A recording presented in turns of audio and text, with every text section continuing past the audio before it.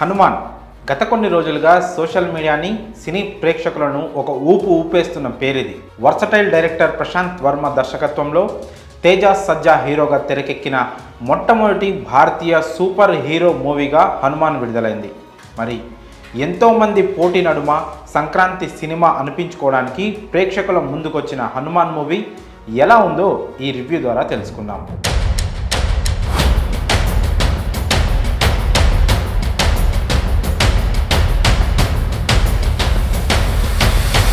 ముందుగా కథ విషయానికి వస్తే సముద్ర తీర ప్రాంతంలో ఉండే అంజనాద్రి అనే ఒక చిన్న పల్లెటూరు. ఆ ఊరిలో అల్లరి చిల్లరిగా తిరుగుతూ చిన్న చిన్న దొంగతనాలు చేసే దొంగ హనుమంతు, అతనిని ప్రాణంగా చూసుకునే అక్క అంజమ్మ, హీరో ప్రాణంగా ప్రేమించే అమ్మాయి మీనాక్షి. అత్యంత బలహీనుడైన హనుమంతు మీనాక్షి ప్రాణాలు కాపాడడానికి ప్రయత్నించి ప్రాణాల మీదకి తెచ్చుకుంటాడు. ఆ ప్రమాదంలోనే హనుమంతుకి ఆ హనుమాన్ శక్తులు సిద్ధిస్తాయి. చిన్ననాటి నుండి సూపర్ హీరో అవ్వాలని తహతహలాడే మైఖేల్ ఈ విషయం తెలుసుకొని అంజనాద్రి గ్రామంలోకి ఎంటర్ అవుతాడు.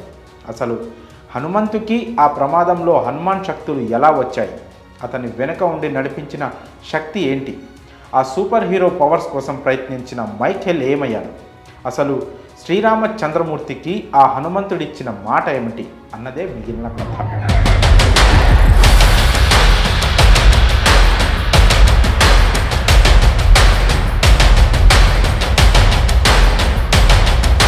విశ్లేషణ విషయానికి వస్తే super hero movies Indian cine ప్రేక్షకులకి అంతగా పరిచయం లేని జానర్. కానీ మనందరికీ తెలిసిన రియల్ సూపర్ హీరో మాత్రం ఒకరున్నారు. ఆయనే మన హనుమాన్. ఆ అంజనీ సుతుడి బలం గురించి, శక్తి గురించి, ఆయన ధైర్యం గురించి, ఆయన సాధించిన విజయాల గురించి వింటూ పెరిగిన వాళ్ళం మనమందరం. అలాంటి ఓ మహాబలశాలి ఆరా చుట్టూ సూపర్ హీరో కాన్సెప్ట్ కథ అల్లుకోవడంతోనే ప్రశాంత్ వర్మ సగం సక్సెస్ అయిపోయాడు. నిజానికి మనం ఇప్పటి వరకు మార్వెల్ యూనివర్స్లో చూస్తూ వచ్చిన spider man, iron man, ant man, Hulk వీరంతా కూడా మన హనుమాన్లోని ఒక్కో సూపర్ పవర్ని మాత్రమే కలిగి ఉంటారు.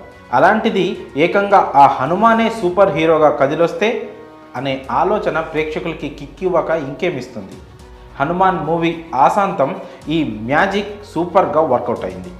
దర్శకుడు హనుమాన్ సినిమా కోసం ఏ విధంగా అయితే భారీ తారాగణాన్ని ఎంచుకోలేదో ఆ కథ బ్యాక్డ్రాప్ విషయంలో కూడా అంతే సింపుల్గా వెళ్ళిపోయాడు. టైటిల్స్ కార్డ్ సమయంలోనే మూవీ సోలో పాయింట్ పాట రూపంలో చెప్పేయడంతో హీరో క్యారెక్టర్ని, అంజనాద్రి ఊరి పరిస్థితులను ఎస్టాబ్లిష్ చేయడానికి తీసుకున్న సమయం అంతగా ల్యాగ్ అనిపించదు. ఇక అక్కడి నుంచి ఆలస్యం చేయకుండా హీరోకి సూపర్ పవర్స్ వచ్చేలా చూపించడం, దానికి ప్రేక్షకుడు అగ్రి అయ్యేలా బిల్డప్ షాట్స్ పెట్టడం, సరిగ్గా కాన్ఫ్లిక్ట్ పాయింట్తో ఇంటర్వెల్ బ్యాంగ్ ముగించడం, వీటన్నిటికీ తోడు ఒక ఇంట్రెస్టింగ్ లవ్ ట్రాక్తో ఫస్ట్ హాఫ్ అంతా ఆకట్టుకునేలా సాగింది. సూపర్ హీరో మూవీస్లో ఓ బేసిక్ రూల్ ఉంటుంది. హీరోకి పవర్స్ వచ్చే వరకు ఎంతో సహనంతో కథతో ట్రావెల్ అయ్యే ఆడియన్ ఒక్కసారి ఆ ఫేజ్ దాటాక ఖచ్చితంగా ఎక్స్ట్రీమ్ ఎలిమెంట్స్ కోరుకుంటాడు. దీన్నే సినీ భాషలో మూడ్ ఆఫ్ ది ఆడిటోరియం అంటారు. తెలుగులో ఒక్క రాజమౌళి మాత్రమే ఈ సూత్రాన్ని ఫాలో అవుతూ స్క్రీన్ ప్లే నడిపిస్తూ ఉంటాడు. కానీ సరిగ్గా ఇక్కడే దర్శకుడు ప్రశాంత్ వర్మ కూడా కాస్త తడబడ్డాడు. హనుమంతుకి పవర్స్ వచ్చాక ఆ పవర్ ఎక్కడి నుంచి వస్తుందో మైకేల్కి అర్థమయ్యాక కూడా కథ వేగం అందుకోదు. పైగా ఆ సమయంలో అక్కడక్కడ వచ్చిపోయే లవ్ సీన్స్ ఇంకాస్త భారంగా మారాయి. దీంతో ఆ 20 నిమిషాల్లో హనుమాన్ ట్రాక్ తప్పిందా అన్న అనుమానం కలుగుతుంది. కానీ ఎప్పుడైతే సముద్రఘని క్యారెక్టర్ రివీల్ అవుతుందో అక్కడి నుంచి హనుమాన్ అంచనాలు అందుకోలేని స్థాయికి వెళ్ళిపోతాయి. ఇంత హైప్ ఇచ్చిన ప్రీ క్లైమాక్స్కి తగ్గట్టే క్లైమాక్స్ మనసు తనువు పులకించిపోయే రేంజ్లో ఉండడంతో హనుమాన్ సక్సెస్ ట్రాక్ ఎక్కేసింది. నటీనటుల పనితీరు విషయానికి వస్తే హనుమంతు పాత్రలో తేజ సజ్జా ప్రాణం పెట్టేశాడు. ఇతన్నేనా మనం ఇన్నాళ్ళు చైల్డ్ ఆర్టిస్ట్గా చిన్న హీరోగా చూసింది అని ఆశ్చర్యపోయే రీతిలో తేజ మెప్పించాడు. ఒక్క ముక్కలో చెప్పాలంటే హనుమంతు పాత్రలో పరకాయ ప్రవేశం చేసేశాడు. ఇక అంజమ్మ పాత్రలో వరలక్ష్మి శరత్ కుమార్ మెరుపులు మెరిపించింది. అమృత అయ్యర్ క్యారెక్టర్కి కథతో ప్రమేయం లేకున్నా తనకు దొరికిన స్క్రీన్ స్పేస్ బాగానే వాడుకుంది. ఇక గెటప్ సీను, సత్య, వెన్నెల కిషోర్ వంటి వారు హనుమాన్ మూవీకి బాగా ప్లస్ అయ్యారు. Last but not least Samuthirakani ఆయన స్వామీజీ పాత్రలో కెరియర్ బెస్ట్ ఇచ్చేశాడు. సెకండ్ హాఫ్లో సముద్రఖని క్యారెక్టర్, కార్తికేయ 2లో అనుపమ ఖేర్ క్యారెక్టర్ రేంజ్లో పేలడం విశేషం. ఇక టెక్నికల్ విభాగం పనితీరు గురించి ఖచ్చితంగా మాట్లాడుకోవాల్సిందే.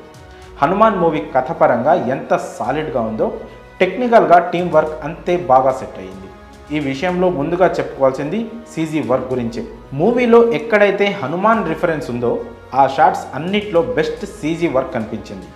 ఇదే హనుమాన్ సక్సెస్కి పెద్ద ఎసెట్ అయ్యింది. ఇక Dasaradhi Sivendra camera work unmatchable. గతంలో ప్రశాంత్ వర్మ తెరకెక్కించిన కల్కి మూవీకి ఏనే సినిమాటోగ్రాఫర్. దీంతో ప్రశాంత్ వర్మ విజన్ని అందుకోవడంలో దాశరథి శివేంద్ర సూపర్ సక్సెస్ అయ్యారు. ఇక ఈ చిత్రానికి అనుదీప్ దేవ్, గౌరీ హరి, కృష్ణ సౌరభ్ మ్యూజిక్ అందించారు. సాంగ్స్ ఓకే అనిపించుకోగా బీజిఎం మాత్రం సినిమాకి ప్రాణం పోసేసింది. ఇక దర్శకుడిగా ప్రశాంత్ వర్మ స్థాయి హనుమాన్తో ఆకాశమంత పెరిగిందని చెప్పుకోవడానికి ఎలాంటి సంకోచం అవసరం లేదు. Last but not least producer Niranjan Reddy గట్స్ని మెచ్చుకోవాలి. ఓ మంచి ఐడియా కోసం ఇంత బలంగా నిలబడి ఇంతమందిని ముందుకు నడిపించడం అంటే మాటలు కాదు. Hats off once again. ఇక సినిమా బలాల విషయానికి వస్తే తేజ సజ్జా, సముద్ర ఖనీల నటన ప్రధాన బలం అని చెప్పుకోవచ్చు. అలానే Prasanth Varma direction, technical work, climax సినిమాని అలా నిలబెట్టేశాయి. అయితే సెకండ్ హాఫ్ స్టార్టింగ్లో కాస్త ల్యాగ్ అనిపిస్తుంది. సాంగ్స్ సినిమాకి కాస్త మైనస్ అని చెప్పాలి. ఇవి తప్పితే సినిమా మాత్రం ఎక్స్ట్రీమ్గా ఉంటుంది. నిజం చెప్తున్నా, ఈ సినిమా చూస్తే 100% ఒక మంచి సినిమా చూసామన్న అనుభూతి కలుగుతుంది. చివరిగా ఒక్క మాట, హనుమాన్ 2024 సంక్రాంతి తొలి హిట్ బొమ్మ. ఈ చిత్రానికి మేమిచ్చే రేటింగ్ 3/5. మరి హనుమాన్ సినిమాని మీరు చూసారా? సినిమా చూస్తే మీ అభిప్రాయాన్ని కామెంట్స్ రూపంలో తెలియజేయండి.